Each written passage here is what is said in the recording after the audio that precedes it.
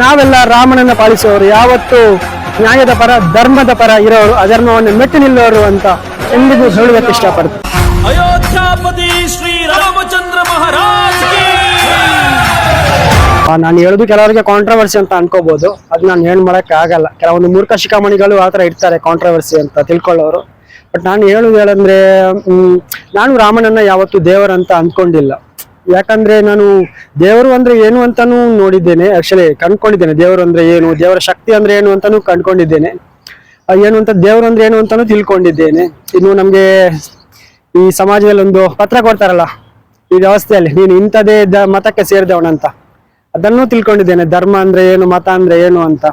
ನಾನು ಯಾಕೆ ರಾಮನನ್ನ ದೇವರು ಅಂತ ಒಪ್ಪಿಕೊಳ್ಳುತ್ತಿಲ್ಲ ಅಂದ್ರೆ, ಮೊದಲನೇದಾಗಿ ರಾಮ ನೋಡಿ, ರಾಮ ಹೇಗೆ ಬದುಕಿದ್ರು ಅದನ್ನು ನಾವು ಮೊದಲು ತಿಳ್ಕೋಬೇಕು. ರಾಮನ ಜೀವನದ ಮೌಲ್ಯಗಳನ್ನ ನಾವು ಪಾಲಿಸಬೇಕು. ಆತನ ಆದರ್ಶಗಳನ್ನು ನಮ್ಮ ಜೀವನದಲ್ಲಿ ಅಳವಡಿಸಿಕೊಳ್ಬೇಕು. ಆತನನ್ನು ಅನುಕರಿಸಬೇಕು. ಈ ಪ್ರಪಂಚಕ್ಕೆ ಆತನ ಅನುಕರಣೆ ಖಂಡಿತವಾಗಿಯೂ ಬೇಕಾಗಿದೆ. ಆತನ ಆತನ ಮೌಲ್ಯ ಎಲ್ಲವೂ ಬೇಕು.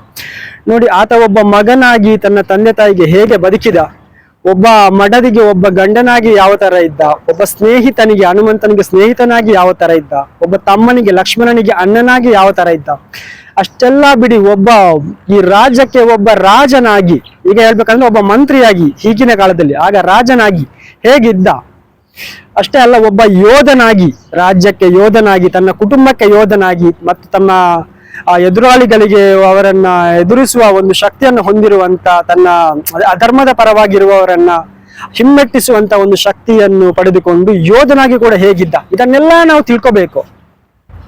ನಾನು ಯಾಕೆ ದೇವರನ್ನು ಒಪ್ಪಿಕೊಳ್ಳುವುದಿಲ್ಲ ಅಂದ್ರೆ, ನಾನು ಅವರನ್ನು ಮಾತ್ರ, ಬುದ್ಧ ಅವರನ್ನಾಗಿರ್ಬೋದು, ಬಸವಣ್ಣ ಆಗಿರ್ಬೋದು, ಅಂಬೇಡ್ಕರ್ ಅವರಾಗಿದ್ದು, ಇವರನ್ನೆಲ್ಲ ನಾವು ದೇವರು ಅಂತ ಒಪ್ಕೊಂಡು ಅದು ಆ ದೇವರ ಕೋಣೆಗೆ ಅಥವಾ ಫೋಟೋಗೆ ಸೀಮಿತ ಮಾಡಿದ್ರೆ ಅದು ಅಷ್ಟೊಂದು ಸರಿಯಲ್ಲ ಅಂತ ನನ್ಗೆ ಅನ್ಸಿದೆ. ನನ್ನ ಜೀವನದಲ್ಲಿ, ನನಗೆ ವೈಯಕ್ತಿಕವಾಗಿ ನಾವು ಅವರ ಜೀವನವನ್ನ ಅನುಸರಿಸಬೇಕು. ಅವರ ಜೀವನದ ಮೌಲ್ಯಗಳನ್ನ ನಮ್ಮ ಜೀವನದಲ್ಲಿ ಬೆಳೆಸುವಂತ ಪ್ರಯತ್ನ ಮಾಡಬೇಕು. ಅದು ಆಗುತ್ತೋ ಇಲ್ಲೋ ಪ್ರಯತ್ನಿಸಬೇಕು. ಕೆಲವೆಲ್ಲ ಅವರ ಹೆಸರು ಹೇಳಿಕೊಂಡು ಏನೇನೋ ಮಾಡೋದಿಲ್ಲ, ಅವರ ಹೆಸರಿಗೆ ತಕ್ಕಂತೆ ಇರುವಂತಹ ಪ್ರಯತ್ನ ಮಾಡಬೇಕು.